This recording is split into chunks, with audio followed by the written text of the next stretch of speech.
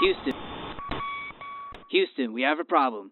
DJ Apollo has landed. I repeat, DJ Apollo has landed. Hear me?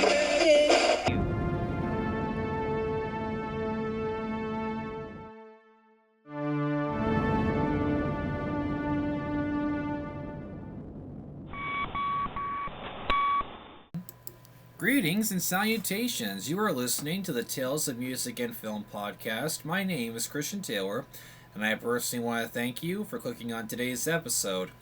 Well, it's a new year, ladies and gentlemen. It's now January 2nd, 2026. This is the first episode of the year 2026 for Tales of Music and Film. The podcast is now in full swing, and I am very happy about that. This is now my fourth new episode of finally returning after being gone for a while because life just got super busy. I've been gone for a couple of weeks now, just enjoying the holidays, and I hope you guys all had a very amazing Christmas, and I want to personally wish you a very happy New Year. I hope you guys did something really special with your family and friends to celebrate the New Year. I have a very funny story about how my New Year's went. I'll share that here in a little bit, but we have a very exciting episode in store for you guys. It's going to be a lot of fun. You're going to love this one because I have a guest who's making her return after her debut in the last episode. And who am I talking about exactly? Would you like to introduce yourself? Hello, this is Jane Taylor, and I'm Christian's brother, and I'm back, and I'm ready. And today, we're going to be covering Stranger Things 5. You mean little sister? You said brother. I meant little sister, sorry. My mistake. No, anyway, you're fine. We're going to talk about Stranger Things 5 today. Yeah, we're going to be talking about Stranger Things. We will mostly be talking about Season 5 and the movie that wrapped the story up, but we will be going back a little bit, just trying to cover the whole story, but this is going to be a lot of fun because I always love getting the chance to talk about TV shows on here, and It's really cool to have my little sister make her comeback. Oh, yeah. Very glad to have you, Channing. Yes. So, I figure I start this off by sharing the story of our movie experience with the Stranger Things finale because it didn't really go the way we hoped it would. So I'll set the mood for you. So, to celebrate the final episode of Stranger Things, the final episode, which is a 2-hour movie, it was released in AMC theaters around the United States to celebrate, and the closest theater to us that was playing it was the AMC theater in Champaign, Illinois, and that was about an hour and 30-minute journey from where we live. So my whole family, our brother, our mom and dad, the 5 of us, we all got in our van and drove up there to go see the film, but let's just say things did not go according to plan. What happened was that, so none of us thought about pre-ordering tickets because we had this false idea that they were going to be treating this like any other film where you just, walk up to the counter, talk to the person behind it, get your ticket, go to the theater room, you're ready to go. Of course, it was not that easy. The way they had this set up, you should have bought your tickets beforehand and then pull out the barcodes on your phone, and then they would scan it, and then they would tell you what theater room to go to.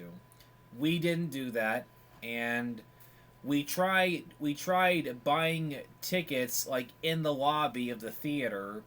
We were sitting at the tables, and lo and behold, the Taylor curse continues. Guys, I swear, we don't know why this keeps happening. We have tech issues all the time, no matter where we go. I don't know why that is. It's crazy. We keep, we always, have tech problems. Every single time we try to get tickets or something online, there's always problems about it. Yeah, I can't tell you how many times we've been to, concerts, gone to places on vacation, and we can't figure out how to get into places. It's one of the negative things about how every little thing has to be digital now. But anyway, so we're in the lobby trying to get our tickets ordered, and we kept having this problem. Mom would enter her card information to get 5 tickets. Insanely expensive, by the way. Yes. and it kept saying it didn't go through. So then we tried mine 3 different times. And lo and behold, I look at my bank account, a huge amount of money was taken out of my account 3 different times. Then my mom went back to look in her account, and the amount was taken out there as well. So, yeah, over $500 was just gone in the blink of an eye, and we're freaking out, trying to figure out what happened. And then this very nice lady who was nearby cleaning up a soda machine came over to help us out, and she helped us out the best that she could. I mean, we got very lucky with her. Very nice, very professional. She helped us in every way she could. She explained to us her theory and what she thought happened, and the good news is, since nothing was bought, unfortunately they wouldn't let us go in the theater to go see the movie. I mean, it's like, after all that, we sat at that table for an hour waiting to see if our money would come back, and nothing happened. So we literally we got in the van and left. Like, the mood was gone. We were all stressed out, tired. Like, Dad was about ready to blow a gasket. Like, he was so angry when he found out about that. He said, "I'm gonna he's like just like so angry that he was literally about to blow up or something." yeah, And I kept trying to calm him down. I'm just like, "Dad, calm down. It's fine." But he's just like, "Ah!" And I'm just like, "Calm down. It's okay." But I know we lost a lot of money, but okay. and I remember, like, he kept saying, "We are out of here. We are leaving." Yes, exactly. He just kept on being like, "We are out of here now. We're not even eating out. We're going home." And I'm just like, "Dad, calm down. We're fine." Yeah. And we got in our van and left, and thankfully, by the time that we got to Decatur, which is a town we went through to get the champagne, all of our money was refunded. We got everything back, and that got us all back in our normal moods. We were all just complete flabbergasted. The AMC wouldn't let us. I mean, it's like, they know that we tried getting tickets. It's like, why wouldn't they let us go in there? That didn't make any sense to me at all. But it's alright. We didn't let this ruin the new year for us. We ended up going to Buffalo Wild Wings afterwards, and we all had drinks. We ate, I think, some of the best food we've had in a while. I mean, we had chips and queso. Channing got mozzarella sticks, and she got wings. Yep. And I got me a chicken wrap with French fries, and I had 2 glasses of salted margarita. Like, we all drank, we all had laughs, we didn't let it, like, that was the best way to celebrate the new year. Exactly. And you legit said that those were the good margaritas. You literally said it so yourself out of your mouth. Yeah, I told the waitress, like, "Lady, I don't know who's making these, but they are some of the best, like, darn good margaritas I've ever had in my life." Like, dude, I wanted a third one, but I was starting to get really tipsy, like, like, I was starting to get, my head was starting to get heavy, so I'm like, you know what? I've had enough. Yeah. But, dude, those were amazing. So yeah, we ate very well that night, and we came home. Channing, me, and our mom, we sat in the living room and we watched the movie on Netflix. And we had a really good time watching it, and we have a lot of cool stuff to talk about. And you have a question, Channing? Well, funny story what happened after we were done. So, like, credits were rolling and we were just watching them. And you want to know what we couldn't find? We couldn't find the freaking remote. And that's like another running joke, like, in our family. Anytime we watch stuff in the living room, we always lose that darn remote. Exactly. Like, every single time we watch a really good show, and after it's done, we literally just lose the remote randomly. Like, where is it? Like, we're scrambling all over the living room trying to find it. We're freaking out. When I completely forgot, and I was the last one to have it. Even though I'm like, "Christian, you had it," and you're like, "No, I didn't." I'm literally just like, "Christian, you had it!" Yeah, and he just kept, like, saying, like, "I didn't have it." But then finally, after we, like, kept looking, he just admitted it. He's just like, "Yeah, I think I might have had it when I turned the movie on." I'm just like, "I told you!" Yep, you're right. I was wrong. It just, for some reason, it took my brain a long time to be like, well, wait a minute, I did have it. I was like, oh my gosh, and we could not find it. And I told Mom, I sat right here on the couch. I had it in my hand when I clicked play. So it's here somewhere. And then we found it. Lo and behold, it was under the couch, stuck in like a little crack. Yeah, in between the cushions. Yes. And like it was like under there, and we could not get it, but then Christian had something that fit really good in the crack, like this like little walking stick that he had. We used it, we like kept doing it, but it didn't work. But then somehow we turned the remote straightly in a straight line, pushed it out, and it was a miracle. So crisis averted. We found the darn remote. so just like, man, nothing was going right that day, was it? Mm-mm. But we had the meal and we saw the movie. So in my opinion, we had a good New Year's. Oh yes. And we are now going to be segueing into our Stranger Things talk. Now, Yes. I am not sure where to begin, to tell you the truth, but you know what? I got an idea. Maybe we should share how we got into the show. Ooh, okay. So, Channing, how would you like to go first? How did you find out about Stranger Things? Well, it was when my mom was watching it one day, and then I decided, why not? I'll watch it with her. So I watched it with my mother. We were just watching it, and then after the first episode, legit, I turned around, looked at Mom, and I said, Mom, I now like this show. And she's just like, alrighty. So then after that, she turned on another episode, and then ever since then, I've been loving it ever since. Yeah, and the reason... So, I got into it, so you and I are both very late to the party with this show, so, I knew about it. I remember being in high school. So, the first season hit Netflix on July 15th of 2016, so that was the summer right before my junior year of high school. And I remember everybody was talking about it. It took over the internet, pretty darn quick. Yep. And I didn't want to watch it because at the time, when I was a teenager, I for some reason had this thing. I refused to watch any show or film that had kid actors as the leads.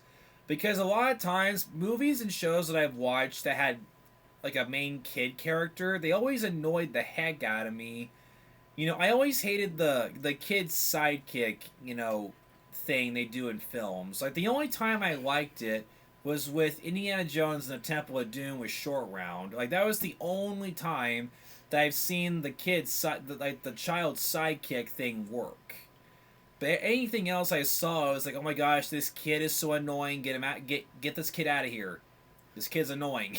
So it's at the time, I absolutely refused to watch anything with kid lead actors. But I kept hearing how good it was, and then seasons 2 and 3 came out. I kept hearing it kept getting better and better. Then when season 4 dropped, I'm like, you know what? Alright, I'm going to give it a shot.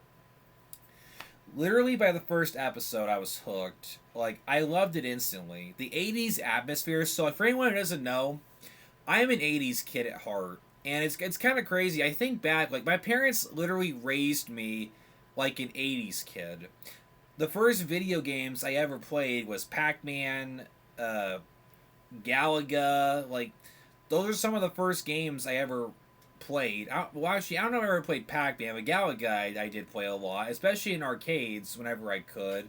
I loved those old 80s arcade games. Then, my whole childhood was 80s films. I watched Star Wars, Indiana Jones, Back to the Future, The Blues Brothers, Ghostbusters. I watched The Adventures of Babysitting, Lost Boys. It was all 80s stuff for me. And, so this show, the 80s atmosphere drew me in instantly. And, what do you want to say, Channing? I'm the same thing as you, though. I was the same exact you. Same as you. Because Mom and Dad treat me like I was an 80s kid also. When I was a kid, I watched my brother Connor play Galaga, Pac-Man, all of that stuff. He loves those games. I know. Yes, he does. And, I watched Back to the Future as a kid. I watched Ghostbusters as a kid.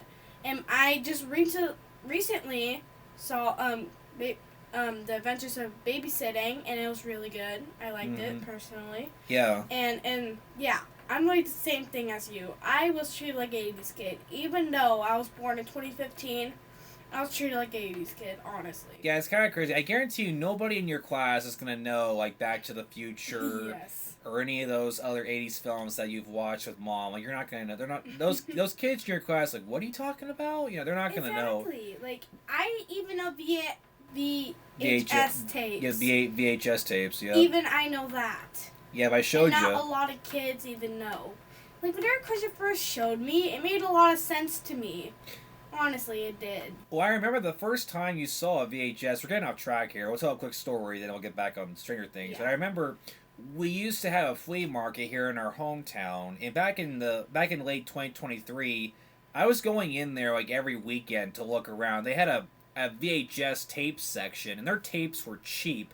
I was walking out of there with like a stack of VHS tapes that I bought for like $5. Like each tape was like 50 cents to $1. Like it was cheap.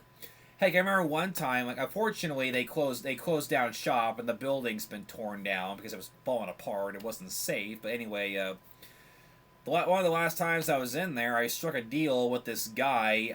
I paid him, I think it was like $10 or something. And he gave me this giant collection of John Wayne VHS tapes. But yeah, I got like, I'm pretty sure I bought over like 100 tapes from that flea market. And I remember one time I came into the kitchen with a bag of them, and you were like, what's in the bag? And I showed you, I told you it's a VHS tape. She's like, how do you watch this? You know, like, because it's so crazy. You grew up on digital media. Mm-hmm. Like, you're the generation of the streaming services and everything. When I was a little kid, I always watched like DVD players and stuff. Like, I loved that a lot. Yeah, and now it's all streaming, and I kind of hate that a lot, though, honestly. Yeah, like there's something about physical media. Like with streaming, it doesn't feel like you own it. Exactly. Like, you have to pay for it just to watch a movie. Like, you shouldn't pay to watch a movie. It's a movie. You should not pay for it. You should buy it yourself physically. You know, you have it. You never have to worry about, you don't have to worry about those stupid ads, and all that interrupting the movie. Yeah. But yeah, it's crazy, and I showed you how VHS tape works. You thought it was super cool, Yeah. Like, I was really interested into it. I'm just like, this is really cool. I've never seen this before. And so I'm trying to think here. So, like I said, yeah, we've both been raised in a time. We were raised in a time era we weren't a part of. Yeah. But yeah, it's really cool though. And like I said, this show, it's really, it's kind of crazy. Going back to the Stranger Things, this show really does feel like it took so many aspects from all famous 80s films. There's so much stuff. I mean, like I saw there's like some Goonies stuff in there. Indiana Jones, yeah. Like, they took things from all these famous. I mean, heck, there were a lot of 80s actors made appearances in the show, which I thought was a very nice touch. Mm-hmm. So now that we've talked about how we got into the show, so a brief little summary for you. So the main story that starts out the show, in the 1980s, Indiana, a town called Hawkins, a group of young friends witness supernatural forces and secret government exploits. As they search for answers, the children unravel a series of extraordinary mysteries. Now, that little summary it's really just scratching the surface on the complex story of Stranger Things. But I think for me, now this is a good little segue, we can get into our favorite characters. Like, for me, if you were to ask me, what is the best part of this show? It's the cast. Oh, yeah. And this show has, like, one of the best casts I've ever seen in my life. I mean, everybody... And it's really crazy to think about. Like, we literally watch the actors grow up because there was about a 2 or even 3 year time gap, like, in between each season. Like, this show was on for... It took them 9 years, almost a decade, to make all 5 seasons. Like, that's crazy. Like, these kids were, like... The kid actors, they were, like, 11, 12 years old when this show started, and now they're in their early 20s. We literally watched them grow up with this TV show and these characters. Like, we watch him grow up into being a teenager, now actually growing up to, like, being, like, a full-on adult, like you are, Christian. Yeah, exactly. I mean, I'm not that much older than these guys. Yeah, They're all like 21. I'm 26. I'm only like 4 years older than them. Like, they're around my age range pretty much. And let's see. Excuse me. So let's take a look here. So the main cast. So now please keep in mind this show does have a really big cast. So I'm only gonna be naming off like the main people. Like, main characters have been in the screen time a lot. Like the characters that have the most screen time. Exactly. Yeah. So we have Millie Bobby Brown, who played Eleven. We have Finn Wolford, who played Mike Wheeler. We have Noah Schnapp, who played Will Byers. Caleb McLean, who played Lucas Sinclair. Sadie Sink, who played Max Mayfield. Gaten Materzello, he played Dustin Henderson. We have Joy Carey, who played Steve Harrington. We have David Hopper, who played Jim Hopper. Let's see. We have Natila Dyer, who played Nancy Wheeler. We have Winona Ryder, who played Joyce Byers. We have Charlie Heaton, who played Jonathan Byers. And we have Maya Hawke, who played Robin Buckley. And we have Jamie Kimball Bauer, who played the main villain of Vecna. So those are like the people who had the most screen time. Like, there's more cast members, but I strictly wanted to focus on the main cast. And going back to the main cast, Channing, I got a question for you. What would be your top 3 favorite characters from Stranger Things if you had to pick? I was about to ask you this. Anyways, so first it would have to be Will. He's one of my personal favorites. Like he's really good. He has a really good character. Anyway, then second it would have to be Max. She's a good character. I love her character. She's the perfect person that got the character. Anyway. And then 3 has to be Robin. I just really like Robin personally. She was a really good character also. Yeah, I have to agree. Those are very good picks. So, Will, Max, and Robin. Okay. Also good ones. Yeah, those are all very good picks. Now, for me, my number 1 favorite character has to be Mike. Especially in Season 5. Like, dude, his growth is insane. Like, whoever's idea it was to have him be, like, the leader of the group at this season, like, dude, Mike was amazing in this. And, he's definitely number 1 for me. Second place, definitely Max. She's amazing. I love her. Especially this season, like, she was amazing. Like, she's a perfect character. Like, yeah. She had the perfect role. Yeah, she's great. And my third pick would have to be Dustin. Dude, Dustin's a cool kid. Like, he's just cool. Exactly, like, even... Okay, another question for you, by the way, Christian. Okay. What was your favorite part? What was your favorite ending about the show? Like, what was your favorite part? Like a favorite scene? Like, favorite scene that they did, like really liked, you know? Like, it did really good with the last part of the season? Well, I'll tell you what. We'll finish talking about the characters right quick, then we'll get to that. Okay? Alright. Yeah, that's a very good question. I'll have to ask you that, too. But, yeah, those are our top 3 favorites. So for me, it's Mike, Max, and Dustin. If I had to do like a top 5, 4th place is Holly, Mike's little sister. Dude, she kicked some serious butt this season. I mean, like, that kid actor who played her, like, she was amazing in this. Yeah, like, she fit her character really, really, really, really well. Like, she's a really good one. And just in the beginning of being in the movie category and stuff. Mm-hmm. And she's already been in a lot of other shows too. Like, she's been in Evil Dead Rise. That was where I saw her for the first time, and I completely forgot about it. And my fifth, probably Robin. I have Robin fifth. If I do a top 5, Robin would be the 5th.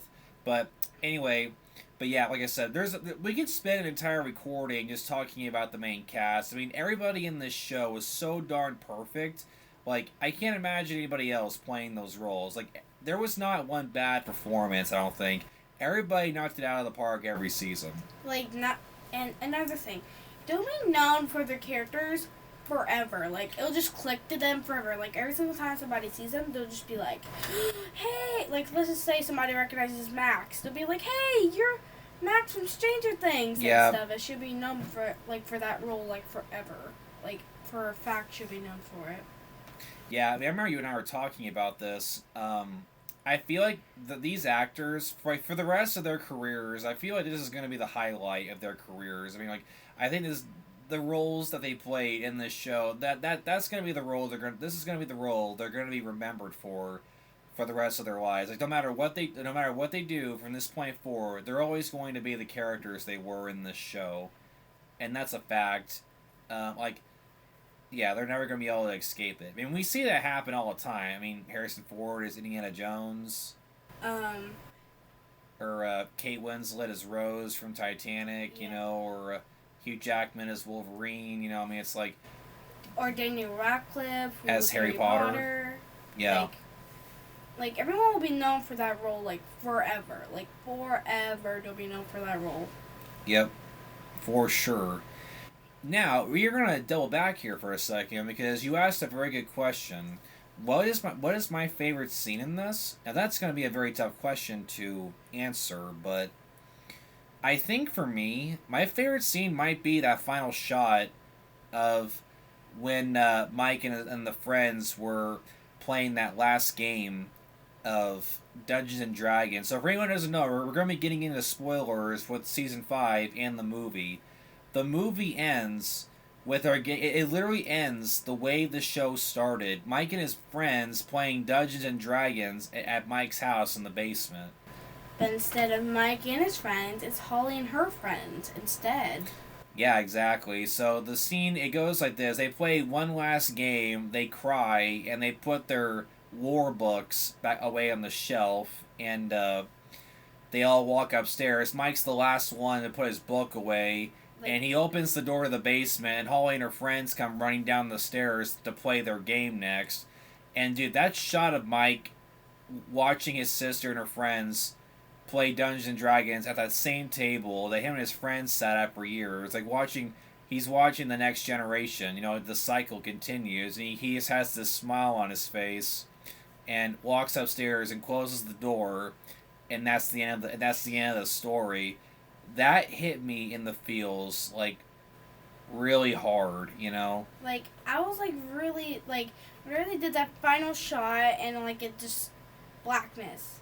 Like, yeah, that just, like, hit me, like, in the heart. I'm just like, oh my, it's done. Yeah, and the song, "We Can Be Heroes Just for One Day," was playing. Then I'm just like, oh... No, like, that hit me, like, legit hit me, like, I was just, like, keeping it inside, I'm just like, oh my gosh, we're done. Yep, that's it, that's a wrap, yeah, and, that would have to be, that ending scene was definitely my favorite, because there was just something so emotional about it, you know, like, it's always the ending's the hardest part, you know, it kind of reminded me, like, you know, part of the journey's the end, you know, and it's so hard saying goodbye. You know, that's the hardest thing. And it's like, I remember, like, a good example of this, it's like, so I grew up with the Harry Potter movies. Oh, yeah. I literally watched every movie as they came out. Like, I was born in 1999, so, like, literally, as the 2000s progressed, I grew up with the movies. I saw Half-Blood Prince and both Deathly Hallow parts in the theater. And I'll never forget, the ending to part 2, the ending scene we see is Harry, Hermione, and Ron all grown up. They're married with kids of their own, and they're getting on the train to go to Hogwarts.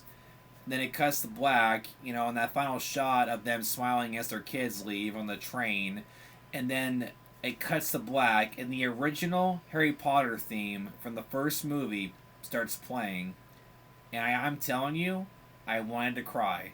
Like, I got emotional. Like, that hit me. And I was 11 when it was in theaters. I was the age Harry was in the first movie, you know, like, talk about a weird coincidence, but it was just, wow, it's over. You know, like, it was just really emotional. You know, like, it's something. It's so weird when you grow up with something and you watch it wrap up.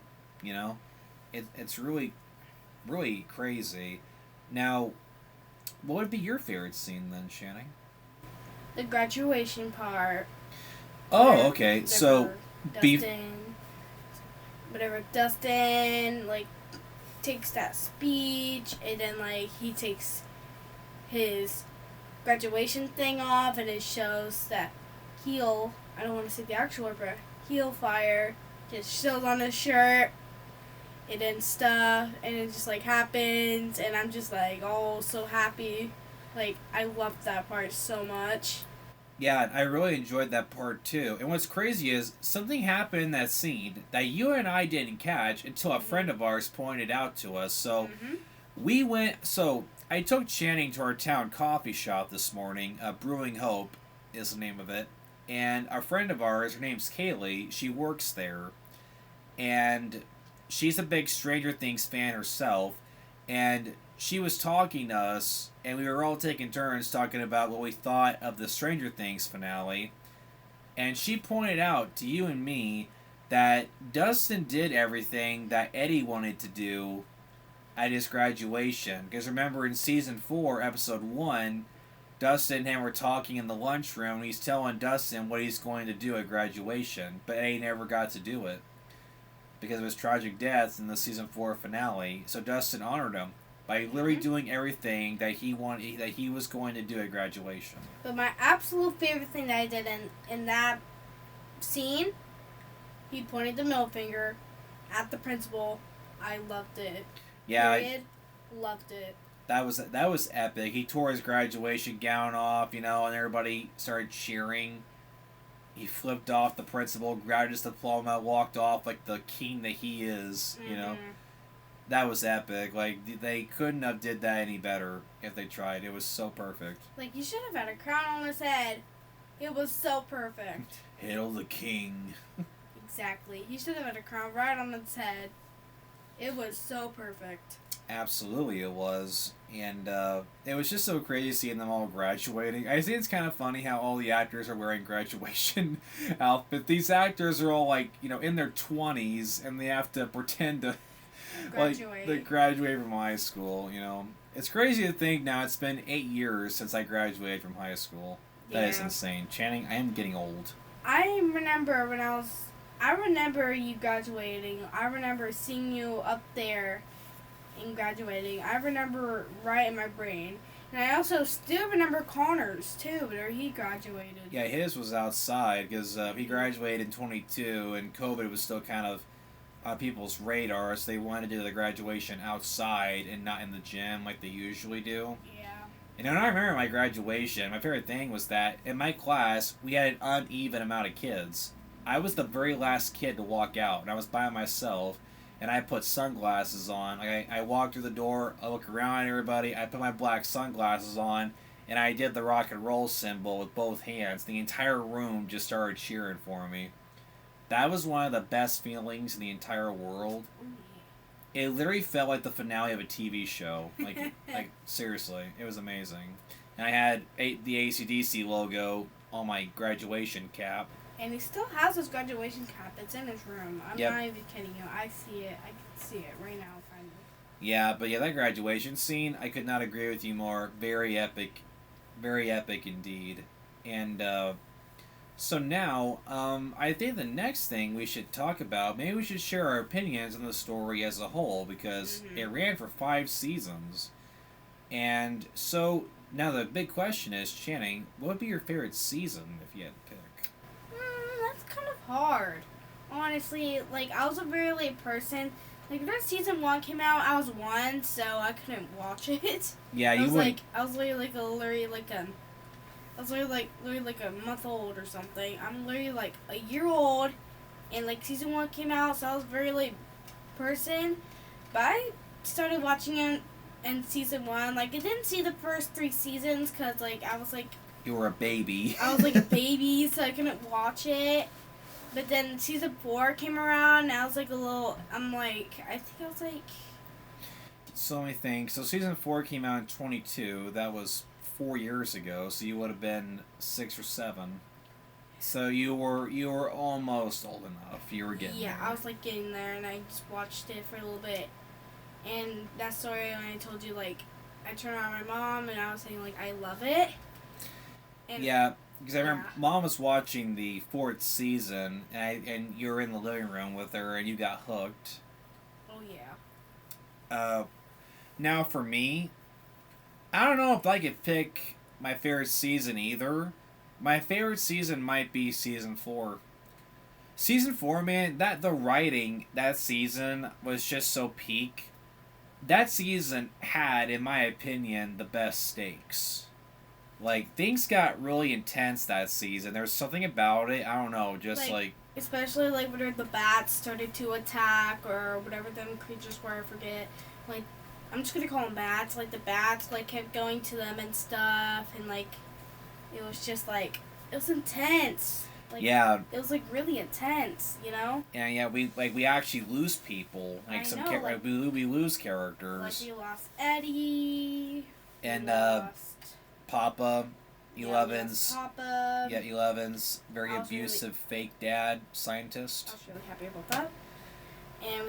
And I think there's some more, but I don't think I remember. Was there some more people, Christian? No, I don't think so. I mean, those are like the two I think like big like character deaths. Yeah. I mean, we had the Max fake out. We thought she was done for, but then Elle saved her at the last minute. But anyway, we'll get more into that later. But yeah, I would have to say season 4 would be my favorite one. But yeah, I think overall all 5 seasons, it was a good gradual build up. I think the show got better every season. I don't think there was necessarily any like.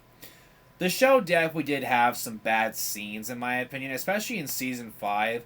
Now, we're going to be talking about season 5 here a little bit.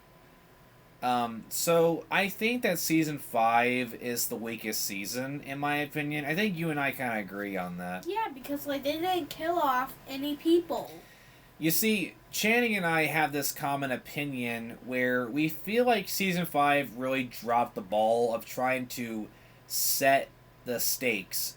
5, as far as I'm concerned, it had no stakes like whatsoever But they had like 3 very, very, very close calls. Like, in the movie. yes, like in the movie, there's like 3 very close calls. Like Nancy almost got it, but at the last minute she was saved. Then there was Steve on the tower. Yes, Remember? Steve. And then magically Jonathan saved him at the last second, Yep. and we all thought he was done for. And then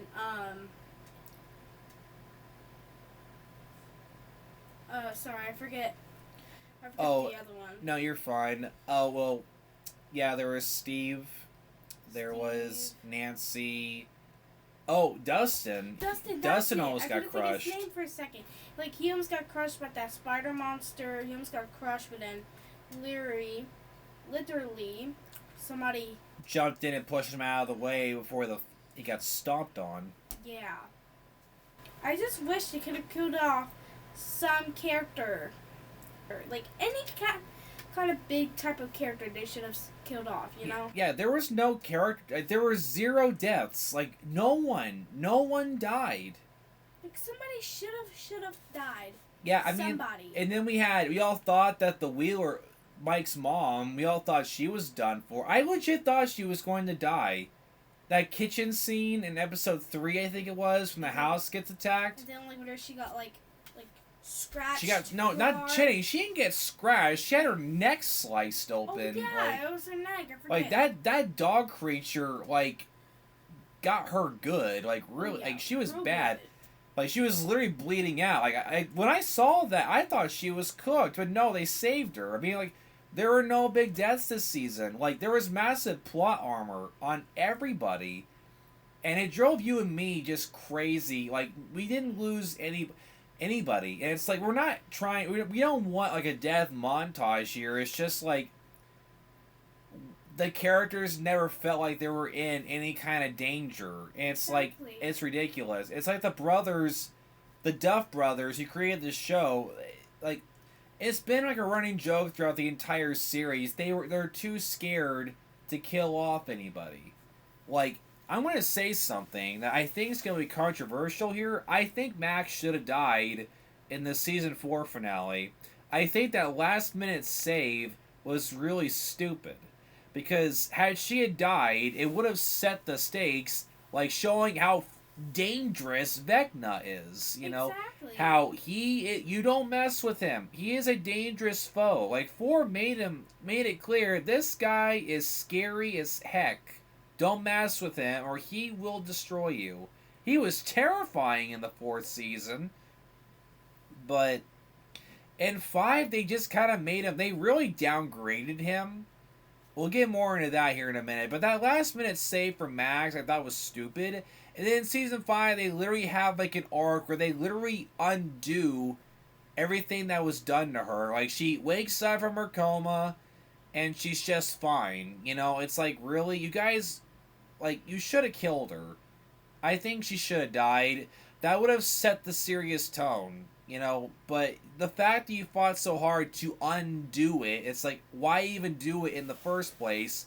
Just to save her. It just felt like a complete waste of time. And it's like, we should have, in my opinion, we should have at least lost like 3 people, at least. I think the mom should have died, in my opinion. Yeah, she kind of should have, because like she was in like a very dangerous lane. Like she could have been, could have been like much worse. But of course, she didn't die. Like, in my personal opinion, if I had to pick, I think that Mike's mom should have died. I think Steve should have died. Because he's like the fan favorite. Everybody loves him. Yeah, everybody loves him.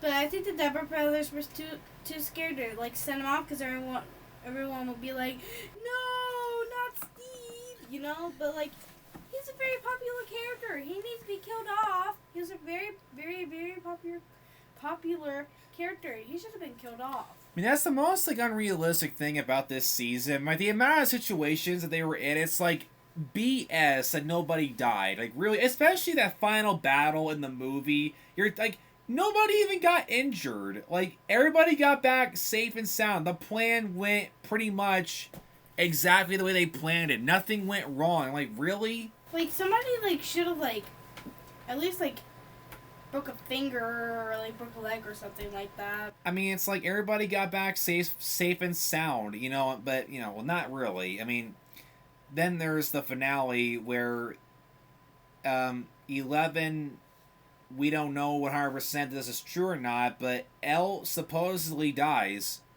because we learn. So in season 5, one of the big things that happens is that she reunites with her sister, who we haven't seen since season 2. And her sister's name, I can't remember, but were you a fan of her character, Channing? I forget. Sorry, I wasn't paying attention. No, you're fine. So what do you think of her sister? Did you like her? No, she gave me weird vibes, honestly. Oh, Callie's her name. Yeah, she gave me weird vibes. I didn't really like her. She gave me very, very weird vibes, honestly. And I did not like her. Yeah, so she comes back in season 5, and she was captured by the military, and they were using her, you know, to make more. They were using her blood. They were trying to create more kids like her and 11. And she told 11 that we have to break the cycle. If you and I come out, if you and I live, they're just gonna they're gonna hunt us down. They'll eventually capture us, use our blood, and keep making more kids. The cycle is just gonna keep going. You and I have to die if we're gonna end this cycle of pain and suffering. And she gets shot by that one soldier guy, and I thought it was so hilarious how Elle killed him. You were literally cheering. Yes, I'm just like yes. Yeah, no, we didn't like him at all. No, he was very evil. Also, they were literally saving the world. Why are they hunting them down? They were saving the world. Why is he like, we're gonna hunt these people down? I don't understand why the military. Side note here: the military in this universe are some of the dumbest people I've ever seen in my life. Like throughout the show, it is a running joke how stupid the American military is. Yeah, but, like, they always just, like, everything's, like, good to go. What? Boom, boom, pow. Yeah, they're so dumb. They always make the situation worse every time. They never help, ever. Like, They always make it worse, good. Like, something good happens, and, like, they're celebrating. They boom, boom, pow. They just come in randomly finding them. And then I'm just like, no! Yeah, I know. And everybody gets out of the portal, but everybody turns around, Elle's still in there. And they set bombs up to blow up the Upside Down and destroy it for good. And she stays behind, and she says goodbye to Mike, giving him one last kiss. And I remember you literally jumped up from the couch when they had that last kiss. Like, I wanted them. I know they kissed a few times, but that last kiss, it just felt like, it just felt so emotional and stuff. Like, I'm just, like, so happy. I'm just like, yes! Yeah, that was a very emotional one. And she stays behind the portal. The world gets destroyed. She disappears, and everybody believes that she died. But then Mike realizes that there were those satellite. Remember that device they would use to. Yeah. So the military this season had a device that it was like this sound device, and it would take Eleven's powers away, and Mike noticed that they were all on around the portal, so how could she have used her powers to disappear like that? He realizes that she may have escaped, but that's left to the viewer's interpretation. I mean, we'll never gonna get a straight answer. Elle, maybe it depends on your opinion. Did Elle die or did she escape? It's up to you. There is no answer, which I think was a very nice touch. How it's left to your interpretation, which I actually really do enjoy when movies do that, because it gets people talking. Like, what do you think? Like, do you think Elle survived?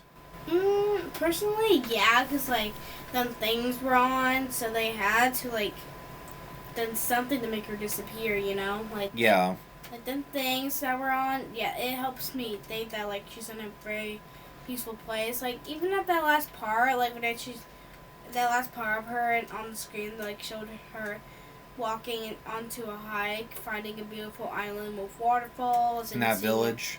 And, like, a really cute village out there. Like, it just, like, sets the mood good, you know? Yeah, I agree.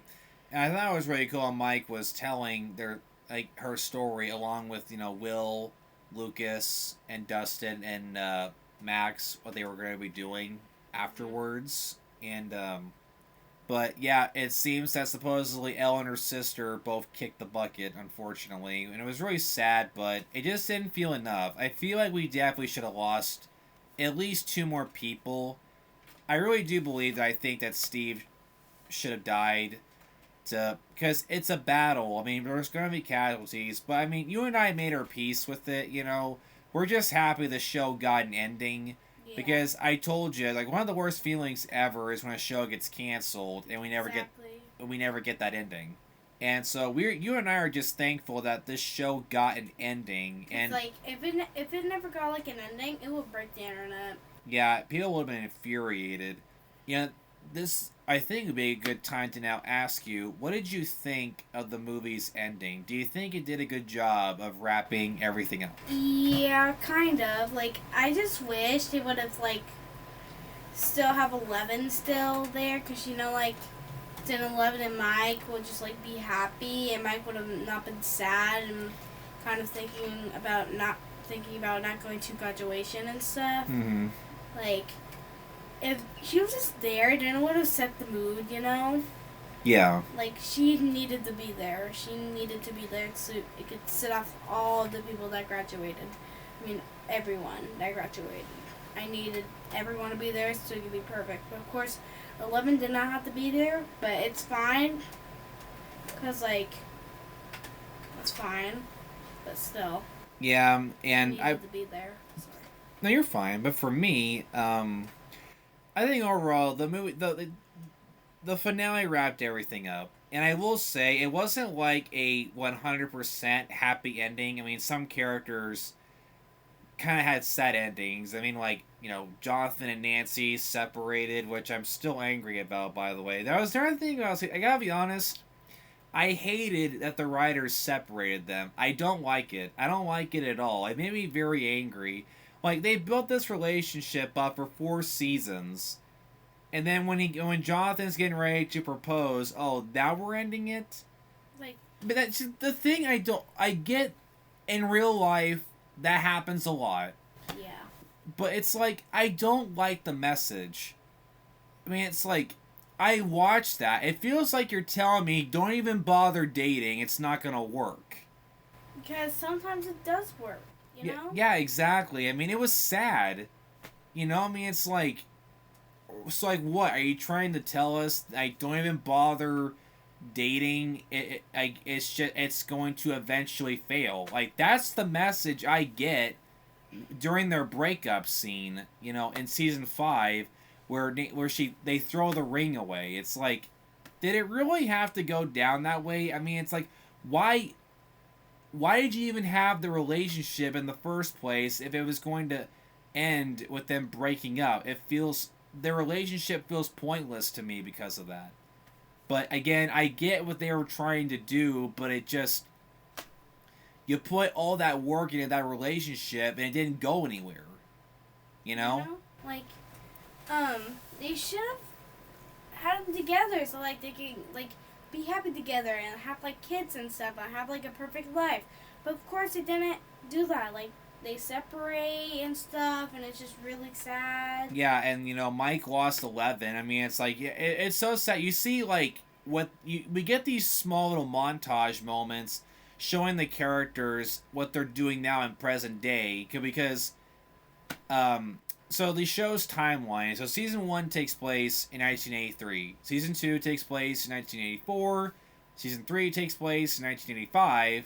Season 4 takes place in 1986. Season 5 mostly takes place in 1987. But then in the movie, there's an 18-month time jump, which is basically almost 2 years. It goes to 1989, and the 80s are almost over, and it cuts to showing the characters what they're doing in the present. Like, it showed Lucas and Max on a date at the movie theater together. Dustin's in college, still hanging out with Steve. He's happy as ever. Will's happy. He makes new friends. And then there's Will, all by himself in his room, writing his book, looking pretty sad. And he has a picture of Elle, like, on his desk. It just feels like Mike was really screwed over this season. Like, his ending was kind of sad to me. Like, do you agree? Yeah, I kind of agree with you. Like, he should have had a happy ending too. I mean, it's like, yeah, I agree. It's just, damn. Like, did you have to do my boy like that? Yeah, It's like, he had a terrible life. Like, he almost lost his sister. Both sisters. Yeah, his both sisters. And his parents. They both got injured with that dog. He almost lost both his sisters. He almost lost His parents. He had a very, very, very bad, but at least they got his family and stuff. But he should have had 11 there to set the mood good, so he could have all of the people that I needed with him. Of course, 11 didn't have to be there, but I guess it had to be that way though. Yeah, I mean, the other thing I keep in mind, it's like, I think people have this bad habit in the modern day of having way too high expectations with things, and if it doesn't reach their expectations, they automatically think that the project that they've watched is terrible, which I don't think is fair. Now look, did the story go the way we wanted it to? No. There's a lot of things that didn't happen that I wish it had, but it was a good ending. What more can you ask for? Yeah, like...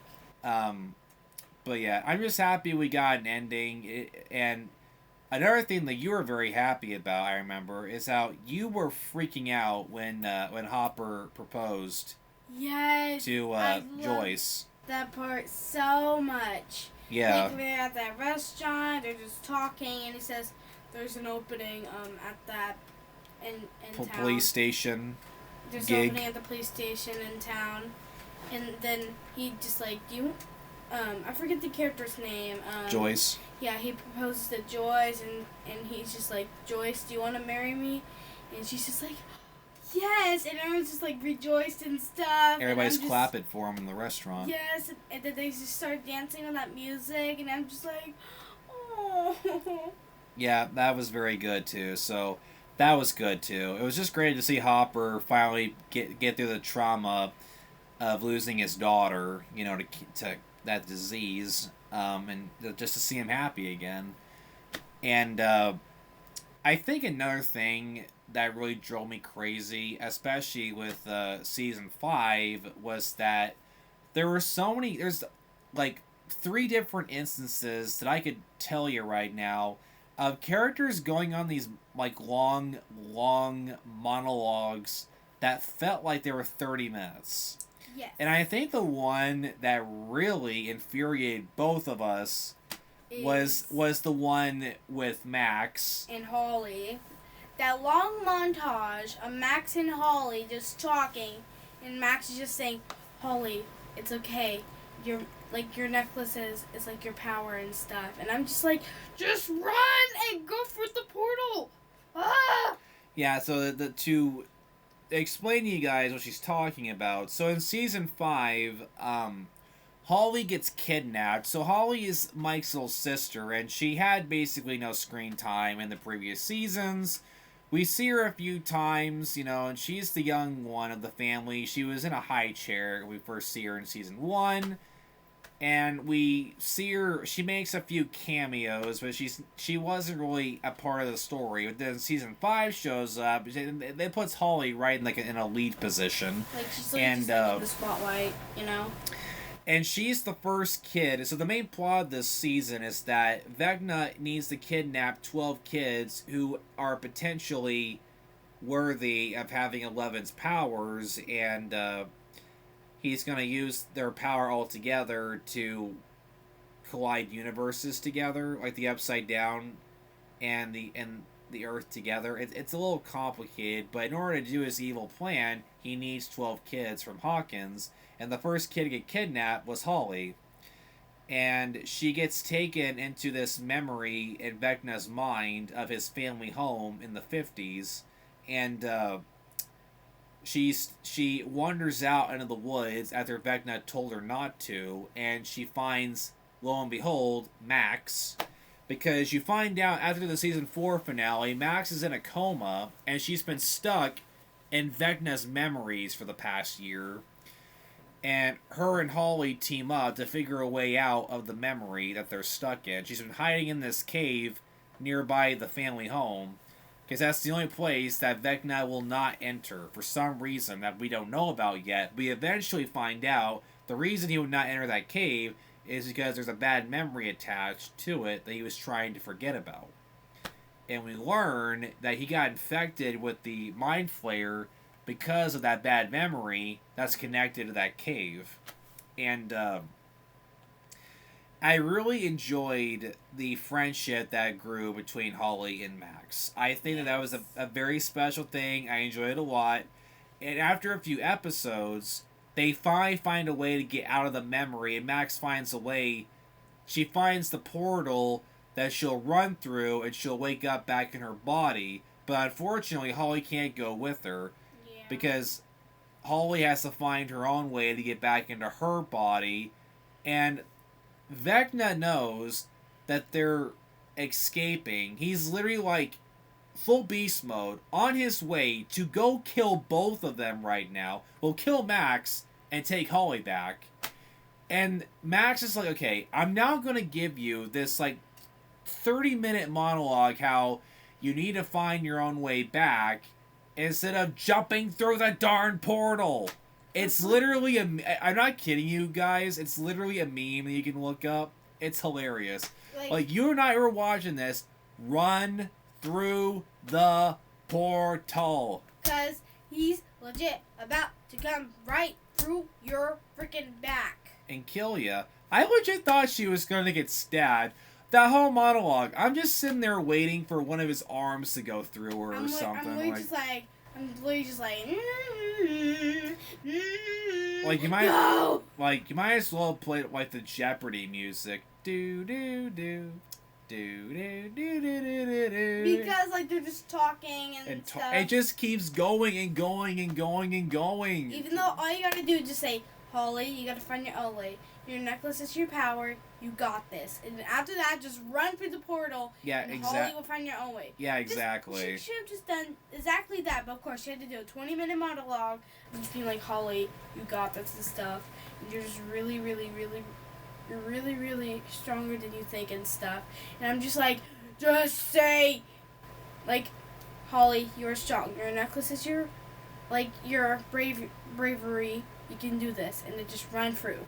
But of course, 20-minute monologue.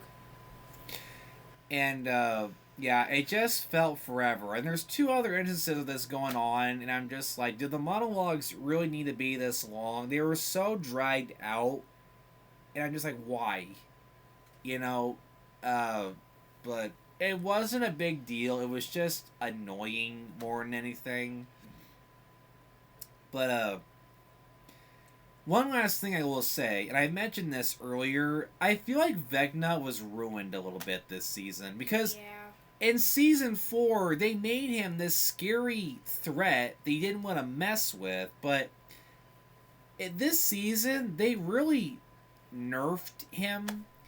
They didn't make him as dangerous. I mean, my gosh, Holly does a good job defending herself from him. This is a 10-year-old little girl with a fire poker, and she's able to somewhat put up a fight against him. Like, really? Yeah, and another one of my fears that Holly does to him is that, like, he's walking through the tunnel, getting all these memories, and then Holly, and, like they're going through the other world, and then, like, and then Holly finds a sword thingy, and she gets the idea to hide, and while he's walking through, Holly legit just, like, stabs his face and makes like a really deep scratch into his face. Yep, sure does. And legit, mom's like just like, Holly, and I'm just like, yes, Holly.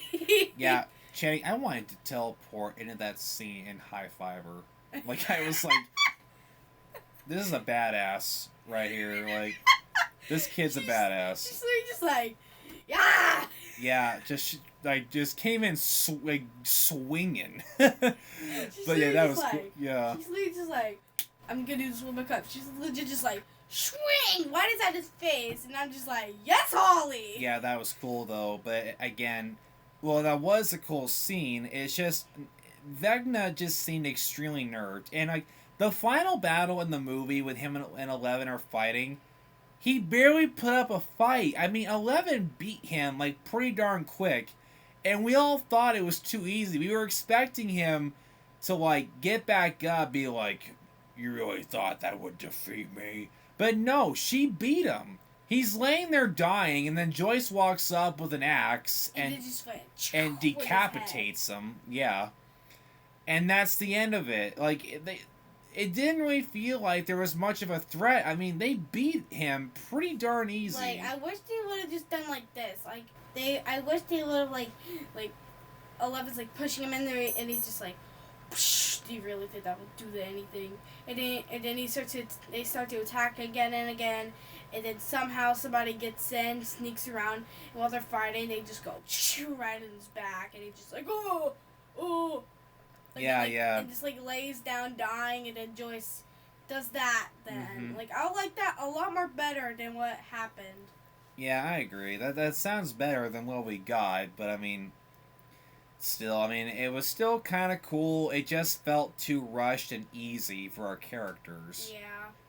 Like, I wish there was a little bit, like, 20 more minutes of, like, more fighting, and somehow somebody sneaks in and just goes right his back. Like, that would have been a lot more, more dangerous, if that makes sense. Mm-hmm. You know? Yeah, for sure. And Chenny, you know, well, we were talking about how we wished more characters could have kicked the dust, but we do lose some people throughout the whole 5-season run. Mm-hmm. And what do you think was the saddest death for you? Eddie. Oh, Eddie's death. Oh, for sure. When he died in Dustin's arms, like, dude, that was I would argue That hit me so hard. I'm just like, That was probably the saddest scene, I like think. legit, I started to tear up a little bit. Like I could feel like a little. Yeah, I didn't. On my eye. I didn't run. I didn't run this time. You know, it was Yeah. like, oh my gosh. Like they should have kept it for season 5 because he would have been really like good. Yeah, he was a good. Should have been in there. You know. He was a good actor. So yeah, we do lose people over the show. I mean, like season 3, Max's big brother kicks the dust. He sacrifices himself. I would argue he was basically a villain. Yeah, he was but a really big villain. Anyway. He was a villain, and the only good thing he did was sacrifice himself. But I hate how a lot of the fan base thinks he's this like tragic hero. And it's like, look, I get it. You know, he had abusive mom. No, he had abusive dad. I think his mom died when he was a kid. But I don't think that justifies him being his name is Bill. It's Max's brother. His name is Billy. Yeah. And Billy, I mean, I'm sorry, but he's a villain. He really is. Just because he gave his life, it doesn't mean the whole show, you know? Yeah, there's literally a scene in the show where he tries to run the kids over with his car. Had Max not grabbed that wheel at the last second, he would have ran them over, and they would have been dead. Mm-hmm. And everybody seems to forget that scene exists. Like, yeah, he tried to kill the kids, and he beat the living snot out of Mike. He beat up Steve. You know? Yeah, he beat up Steve. And he was while he's at the house, you know. At the house. And, yeah, like, beats the crap out of him. Like, he's just, like, looking at Eddie's, like, grave, you know? Mm-hmm. And then he just, like, looks at the writing on his grave, and then he just turns around, they're there, just... Well, that wasn't Max's brother. That was just the football players. Yeah, the football players, but still, like, I hated that part, too, you know? No, the basketball players, sorry. Because remember, not Dustin, Lucas was on the basketball team in season 4, and kind of find out those guys were a bunch of loser bullies. Yeah. But anyway, yeah, Billy, Oh, yeah. you know, but yeah, Billy, he wasn't this sympathetic, you know, character. I mean, I feel bad for what happened to him, but he made his own decisions, and he was very mean to Max throughout the entire show. He really was. He was not that nice to her. I'm not even saying I can't even explain how mean he was to her. He was mean. Yeah, so, I mean, I can't say I was a fan of his character. But then, in season 4, we lost some people, like, Cassidy, her name was. Let me see, I'm trying to look her name up. Where is she at? Oh, yeah. Cassidy, played by Grace Van Dien, I believe her name is. She's an actress. I would argue Chrissy, I think, had the most violent death in the entire show. I mean, like, she goes to Eddie to get something, and then she starts floating in the air, and then, like, her arms and legs get bent in the wrong direction, and her eyes start to bleed. I mean, like, her death was insane. Like, it was terrifying. Legit terrifying. Like, to say the least. I remember when I saw, I'm just like, oh my gosh, and I literally got a pillow, and I'm just like, Like, that was, like, straight up nightmare fuel right there. I would argue, yeah, Chrissy had a very bad death. And then, I remember in season 4, Martin Brenner, you know, Papa, who Eleven called him, he was sniped and killed by the military, but he was kind of a villain, so I don't think you and I are very sad about. Yeah, I'm not really sad about it, honestly. He was a really bad villain. But I will never forget whenever 11 was just like her final goodbye to, she literally just like in a very like low tone voice, she's literally just like, bye Papa.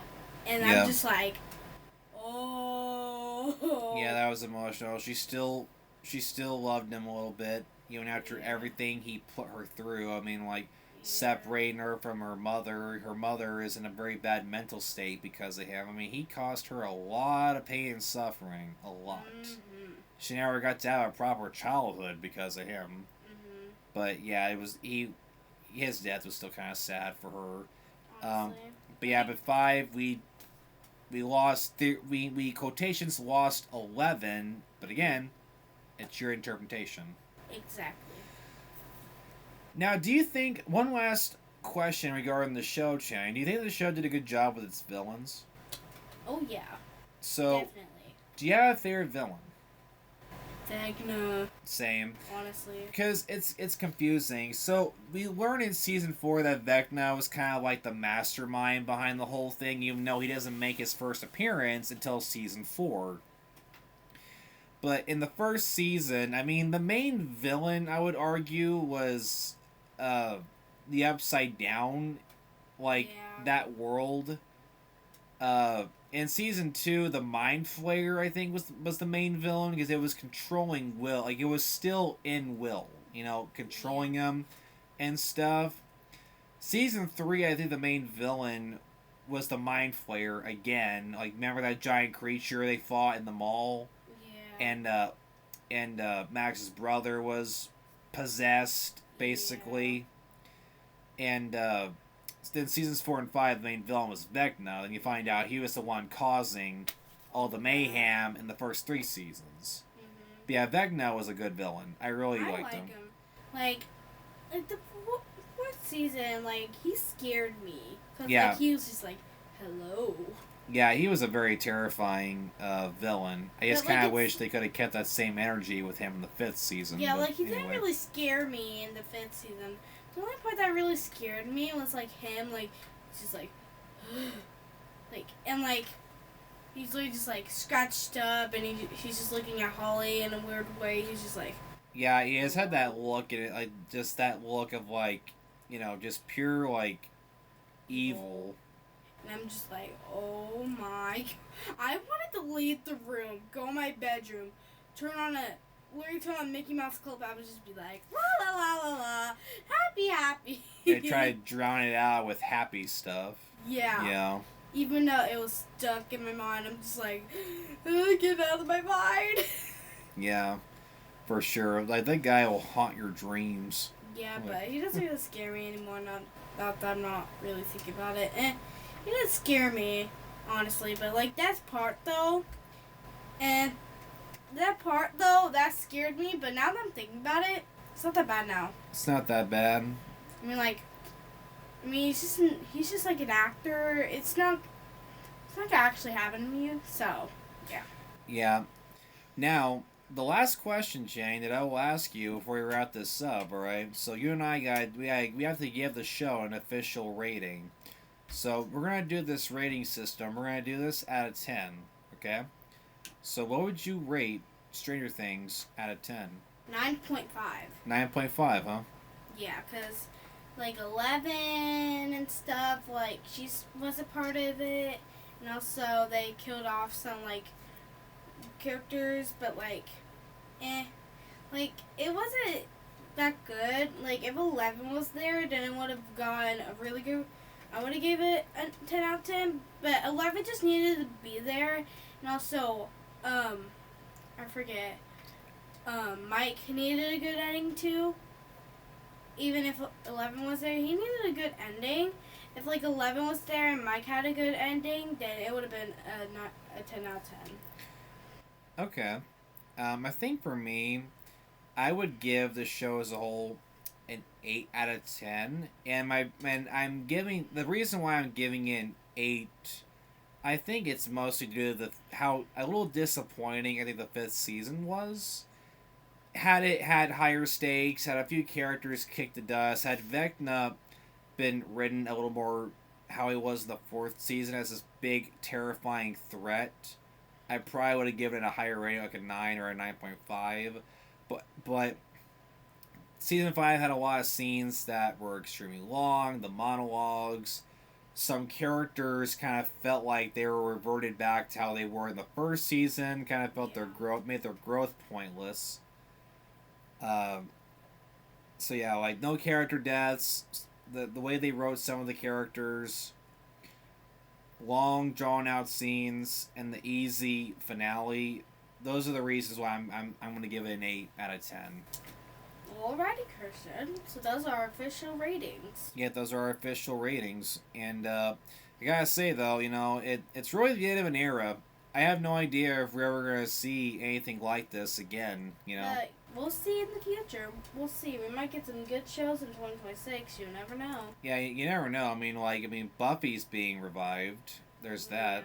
And you and I both have Wednesday to look forward to. They're gonna be beginning the film, the third season in February, apparently, according to articles. Yeah. So we have that to look forward to. So, yep, yep, it's really the end of an era. Stranger Things, a great show. I'm glad I watched it, and you and I made some very good memories watching this together. And I'll be holding on to those memories the rest of my life for sure. Definitely. So that is going to mark the end of our Stranger Things review. I hope you guys really did enjoy this recording. I was really looking forward to recording this episode. It's really an honor to have my little sister on here. She is one of my best buddies. I love her to death, and having her on the show and talking to her, getting an interview her, she is a born natural at this. If it's like she's done this a million times, she is so comfortable with herself. She answers every question perfectly, and she's a great person to have discussions with, so it's always a pleasure to have her on the show. Oh, yeah. So, I just want to wish you guys Happy New Year. Hope you guys enjoyed this recording. And I have a long list of topics that I can't wait to share with you. So, yeah, there's a lot to look forward to. So, stay tuned for that. And until next time, I'm Christian Taylor. And this is Jane Taylor. And you are listening to the Tales of Music and Film. And have a good New Year's.